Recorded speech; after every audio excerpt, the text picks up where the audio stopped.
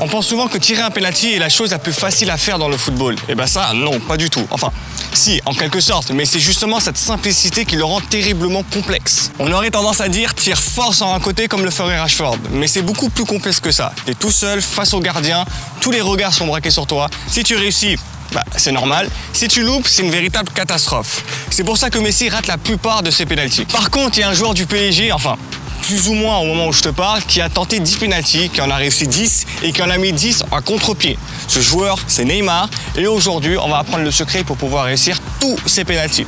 Let's go! Tout va se jouer dans la lecture du gardien. Le secret est de ne jamais le quitter des yeux. Et c'est ce qui est compliqué parce que même au moment de frapper, tu devras avoir les yeux rivés sur le gardien. Tu devras regarder les mouvements du gardien pendant ta prise d'élan. Voir s'il bouge d'un côté ou d'un autre, ou au contraire s'il reste sur place. Et plus tu te rapprocheras du ballon, plus tu devras être attentif au mouvement du gardien. En réalité, tout va se jouer sur le dernier appui avant le tir. Regarde les yeux du gardien et essaie de voir s'il a déjà fait son choix. Regarde s'il fait un mouvement vers sa droite ou vers sa gauche, ou au contraire s'il ne bouge pas.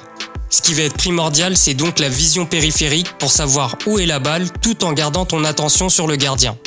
Petite astuce, ton dernier appui doit être plus lent que les autres pour te laisser du temps, mais surtout pour que le gardien bouge et anticipe. Mais attention, il ne faut pas qu'il devine ce que tu vas faire, donc reste dans l'idée de feinter une grosse frappe.